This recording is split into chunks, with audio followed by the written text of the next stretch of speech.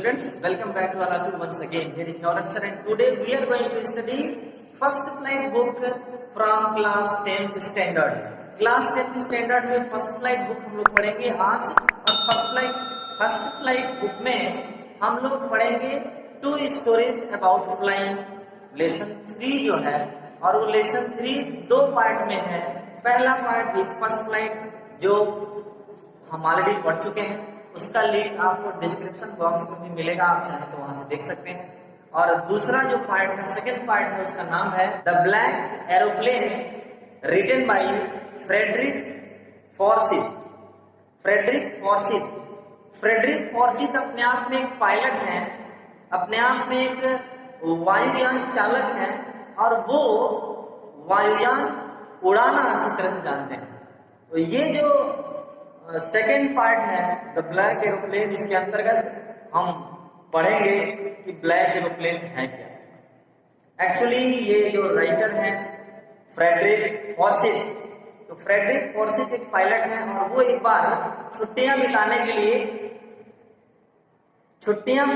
लिए वो इंग्लैंड जा रहे थे. तो इंग्लैंड जब जा रहे थे छुट्टियां बिताने के लिए कि छुट्टियां जो है हम इंग्लैंड में अपने फैमिली के साथ बिताएंगे, अच्छा खासा उधर घूमेंगे, अच्छी अच्छी जगहों पर जाएंगे, अच्छा ब्रेकफास्ट करेंगे, बड़ा नाश्ता करेंगे.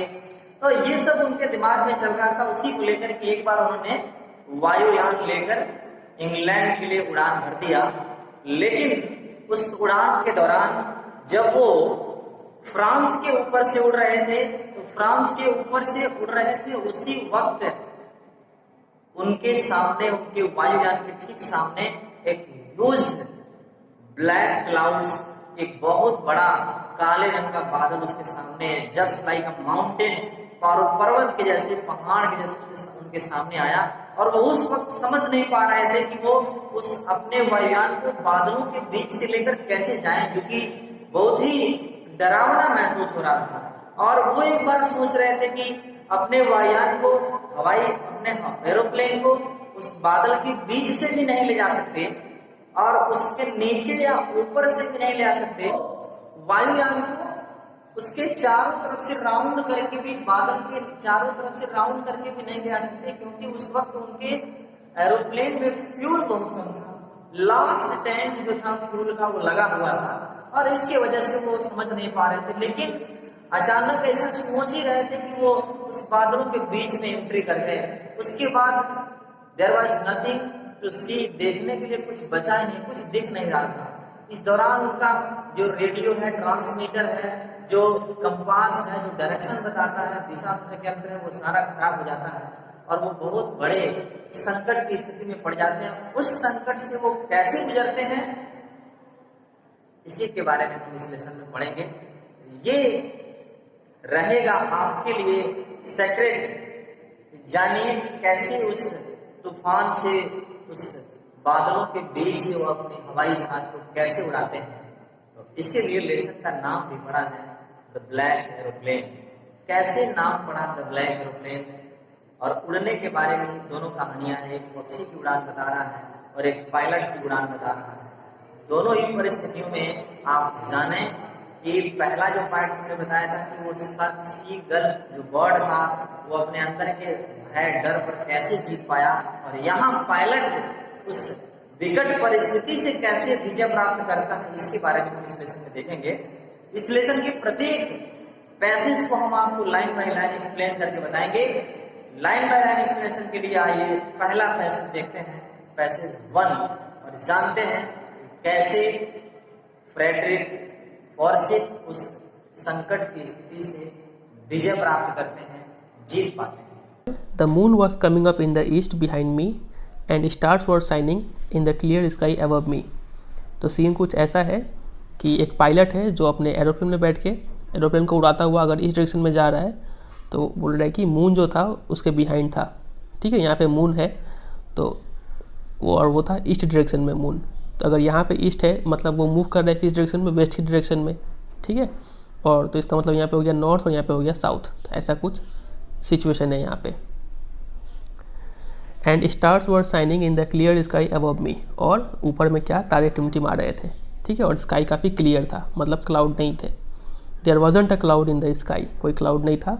आई was happy to be alone high up above the sleeping countryside, और मैं काफ़ी खुश था अकेला वहाँ पे प्रेजेंट रहकर, काफ़ी ऊपर था मैं above the sleeping countryside, और पूरे कंट्री के ऊपर, जो वो कंट्री जहाँ जिसके लोग सो रहे थे, ठीक है, कंट्री साइड मतलब रूरल एरिया, तो उसके ऊपर मैं उड़ रहा था और मैं काफ़ी खुश था। I was flying my old Dakota aeroplane over France back to England. अब ये काफ़ी इंपॉर्टेंट लाइन है कि वो जो पायलट था वो अपना डकोटा एरोप्लेन उड़ा रहा था। डकोटा एरोप्लेन कैसा होता है आप पिक्चर में देख पा रहे हैं, तो ये उड़ा था, वो जा रहा था कहाँ से, फ्रांस से कहाँ जा रहा था, इंग्लैंड जा रहा था। I was dreaming of my holiday, और वो अपने ख्यालों में डूबा हुआ था, अपने हॉलीडे के बारे में सोच रहा था, छुट्टियों के बारे में। And looking forward to being with my family, और वो सोच रहा था कि मैं अपने फैमिली के साथ काफ़ी खुशी से टाइम बिताऊंगा। I looked at my watch, फिर मैं अपने घड़ी को देखता हूँ, 1:30 इन द मॉर्निंग, और सुबह के 1:30 बज रहे हैं, मतलब रात के 1:30 बज रहे हैं। I should call Paris control soon, I thought, वो सोचता है कि मुझे अब पेरिस कंट्रोल रूम को कॉल कर लेना चाहिए। As I look down past the nose of the aeroplane, nose of the aeroplane क्या होता है आप पिक्चर में देख पा रहे हैं, एरोप्लेन का आगे का हिस्सा को नोज बोलते हैं, तो उसके आगे वो देखता है, ठीक है, नीचे देखता है तो क्या पाता है, I saw the lights of a big city in front of मी, देखता है कि आगे किसी बड़े शहर का लाइट्स कुछ दिख रहा था उसे, तो ये सोचकर वो सोचता है कि अब मुझे पेरिस कंट्रोल फ़ोन कर देना चाहिए। I switched on the radio and said, और मैंने रेडियो को ऑन किया और मैं रेडियो में बोला, Paris control Dakota DS088 here, can you hear me, I am on my way to England, over. तो ऐसे वो लोग बोलते हैं, बात करने का तरीका होता है, वो बोलते हैं कि पेरिस कंट्रोल रूम, बोला कि आप मुझे सुन पा रहे हैं, मैं इंग्लैंड की तरफ मैं जा रहा हूँ, ठीक है। तो रेडियो से क्या आंसर मिलता है, the voice from the radio answered me immediately, वहाँ से जवाब मिलता है, DS088 I can hear you, ठीक है, मुझे तुम सुनाई पड़ रहे हो, you out to turn 12 degrees west now, बोला कि अब तुम्हें 12 डिग्रीज वेस्ट की तरफ टर्न करना है, DS088 ओवर। तो I check my map and the compass, switched over to my second and last fuel tank and turn the Dakota 12 degrees west towards England. तो वो मैप चेक करता है, फिर कंपास को चेक करता है, ठीक है, और फिर अपना जो सेकेंड और उसका जो आखिरी फ्यूल टैंक है उसको ऑपरेशन में लाता है, और फिर डकोटा को 12 डिग्री वेस्ट की तरफ टर्न कर लेता है। I will be in time for the breakfast, I thought, वो सोचता है कि मैं सुबह नाश्ते वक्त पहुँच जाऊँगा। A good big English breakfast, ठीक है, और एक अंग्रेजी ब्रेकफास्ट होगा, वो काफ़ी अच्छा होगा। एवरीथिंग वॉज गोइंग वेल, हर चीज़ अच्छा जा रहा था। It was an easy flight, काफ़ी आसान सफ़र था। अब देखिए क्या होता है, Paris was about 150 kilometres behind me when I saw the clouds. तो पेरिस अब 150 किलोमीटर पीछे छूट चुका था, ठीक है, पेरिस जो कि फ्रांस का कैपिटल है। जब क्या होता है, तब राइटर क्या देखता है, आई सॉ द क्लाउड्स, तब उसे क्लाउड्स दिखते हैं। अभी तक तो क्लाउड्स स्काई काफ़ी क्लियर था, लेकिन अब उसे क्लाउड दिखते हैं, और वो ऑर्डिनरी क्लाउड नहीं होता है, बल्कि स्टॉर्म क्लाउड्स होता है, तूफानी क्लाउड होते हैं। दे वर ह्यूज, और काफ़ी बड़े बादल थे वो। They look like black mountains की तरह दिख रहे थे, standing in front of me across the sky, और ठीक मेरे सामने खड़े थे पूरे स्काई में। I knew I could not fly up और over them and I did not have enough fuel to fly around them to the north और साउथ। तो सिचुएशन कुछ ऐसा है, तो ये फ्लाइट है और यहाँ पे मान लीजिए क्लाउड आ गया, तो ऐसा नहीं था कि ये एरोप्लेन उसके ऊपर से जाए या फिर नीचे से जा सके, और ना ही नॉर्थ या फिर साउथ की तरफ डायरेक्शन मूव करके टर्न लेके जाने का उसके पास फ्यूल था। तो ये कुछ भी ऑप्शन वो ट्राई नहीं कर पा रहा था, ठीक है। तो वो यहाँ पे लिखा है कि ना ही I could not fly up और over them and I did not have enough fuel to fly around them to the north और साउथ। फ्यूल भी उतना नहीं था कि वो नॉर्थ और साउथ डायरेक्शन मूव टर्न करके फिर चला जाए। I ought to go back to Paris, मुझे अब वापस कहाँ जाना पड़ेगा, पेरिस जाना पड़ेगा, इंग्लैंड छोड़ना पड़ेगा। आई थॉट, मैं सोचा, but I wanted to get home, लेकिन मुझे घर जाना था, वहाँ पे नाश्ता करना था। आई वॉन्टेड दैट ब्रेकफास्ट, मुझे वो नाश्ता चाहिए था। I will take the risk, वो सोचता है कि मैं ये रिस्क लूँगा, इस क्लाउड के से होकर गुजरूँगा। I thought and flew that old Dakota straight into the storm, और वो ओल्ड डकोटा मैंने सीधा उस तूफान वाले बादल में फ्लाई कर दिया, ठीक है। इनसाइड द क्लाउड्स, अब बादल के अंदर, एवरीथिंग वॉज सडनली ब्लैक, हर चीज़ ब्लैक हो गया था। It was impossible to see anything outside the aeroplane के बाहर कुछ नहीं दिख रहा था। The old aeroplane jumped and twisted in the air, और वो पुराना जो नया डकोटा एरोप्लेन था वो जंप कर रहा था, मानो हवा में ट्विस्ट हो रहा था, मुड़ चुड़ रहा था। I looked at the compass, मैं कंपास में देखा। आई could not believe my eyes, और मुझे अपने आंखों पर विश्वास नहीं हुआ।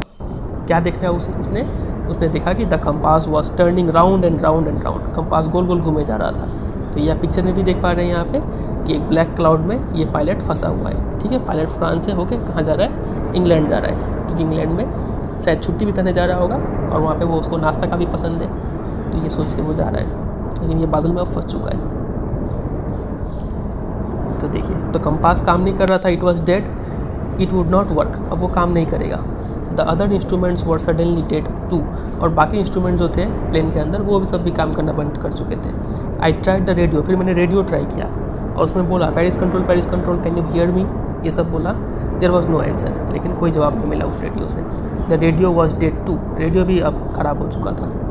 आई had no radio, no compass and I could not see where I was, ना रेडियो था ना कंपास, और मुझे दिखाई भी नहीं दे रहा था कि मैं कहाँ हूँ। I was lost in the storm, मैं खो गया था उस तूफान में। Then in the black clouds quite near me I saw another aeroplane, तभी उस काले बादलों में काफ़ी ठीक मेरे सामने आई सॉ अनदर एरोप्लेन, मुझे एक और एरोप्लेन दिखाई दिया। तो आप यहाँ पे देख पा रहे हैं, ये रहा वो aeroplane. It had no lights on its wings, उसके विंग्स पर कोई लाइट नहीं थे। ठीक है, इस पंख पे कोई लाइट नहीं थे। But I could see it flying next to me through the storm, लेकिन मैं उसे देख पा रहा था कि वो ठीक मेरे बगल में फ्लाई कर रहा था उसी तूफान में। आई could see the pilots face, मैं उस पायलट का फेस भी देख पा रहा था, टर्न टूवर्ड्स मी, और वो ठीक मेरी तरफ देख रहा था। I was very glad to see another person, और मुझे देखकर काफ़ी खुशी हुआ कि चलो कोई और एक इंसान भी है इस तूफान में। ही lifted one hand and waived, और वो एक हाथ उठा के मेरी तरफ इशारा भी करता है। Follow me, he was saying follow me, वो बोल रहा था कि मुझे फॉलो करो, मेरी दिशा में मूव करो।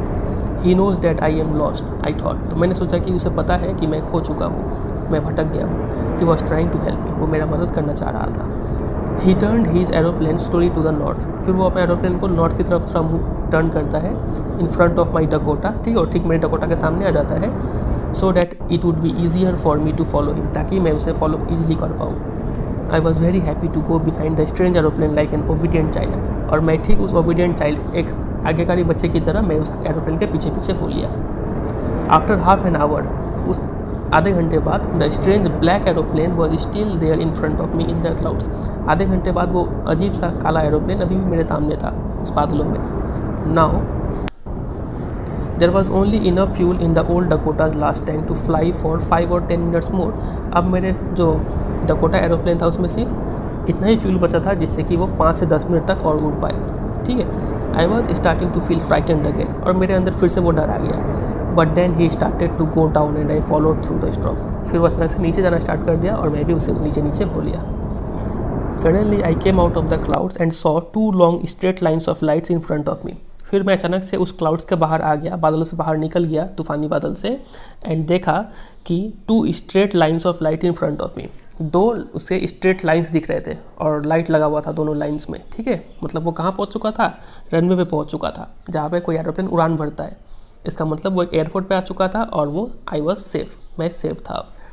आई turn to look for my friend in the black aeroplane, और फिर मैं वापस मुड़ के देखा कि मेरा वो दोस्त कहाँ गया जिसने मेरा हेल्प किया था, जो ब्लैक एरोप्लेन में बैठा हुआ था। But the sky was empty, लेकिन अब आसमान में कोई नहीं था। देयर वॉज नथिंग देयर, वहाँ पे कुछ नहीं था। The black aeroplane was gone, वो ब्लैक एरोप्लेन अब जा चुका था। I could not see it anywhere, मुझे कहीं नहीं दिखाई दे रहा था। आई लैंडेड, मैं अब वो लैंड किया वहाँ पे, ठीक है, रनवे पे, and was not sorry to walk away from the old Dakota near the control tower, और मुझे हल्का सा भी अफसोस नहीं हुआ उस ओल्ड डकोटा से उतरते हुए नियर द कंट्रोल टावर, ठीक है, कंट्रोल टावर के पास में। ठीक है, I went and asked a woman in the control tower where I was, तो मैं गया और उस वुमन से पूछा कंट्रोल टावर में जो बैठी हुई थी कि मैं अभी कहाँ पे हूँ, एग्जैक्ट लोकेशन क्या है, and who the other pilot was, और वो दूसरा पायलट कौन था जो जिसने मेरा हेल्प किया। I wanted to say thank you, मुझे उसे थैंक यू बोलना था। She looked at me very strangely, वो मुझे काफ़ी एक स्ट्रेंजली अजीब तरीके से देखती है, एंड देन लाफ, और फिर वो हंसते हुए बोलती है अनदर एरोप्लेन, दूसरा aeroplane up in this storm, और वो भी इस तूफान में। No other aeroplanes were flying tonight, कोई दूसरा एरोप्लेन यहाँ पे फ्लाई नहीं कर रहा था। Yours was the only one I could C on the radar, और रडार में सिर्फ आपका ही एरोप्लेन इकलौता दिख रहा था। ठीक है, so who help me to arrive there safely without a compass और a radio and without any more fuel in my tanks. तो वो सोचता है कि कौन मेरा मदद किया, जिसने मुझे सेफली अराइव करने में हेल्प किया, वो भी बिना कंपास और ये रेडियो के, और जहाँ तक मेरे टैंक में भी कोई ज़्यादा फ्यूल नहीं था। तो कौन वो इंसान था जिसने मुझे मेरा इस हालत में मेरा हेल्प किया? Who was the pilot on the strange black aeroplane? और उस ब्लैक एरोप्लेन में कौन वो पायलट था फ्लाइंग इन द स्टॉर्म, जो उस तूफान में उड़ रहा था विदाउट लाइट्स, और वो भी बिना लाइट के?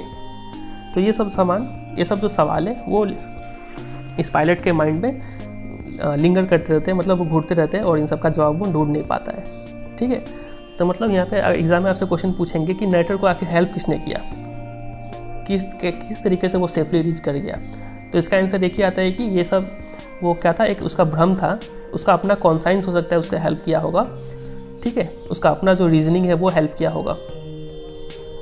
ठीक है, मतलब बोल सकते हैं कि it was his own capability as a pilot which led him out of that black cloud.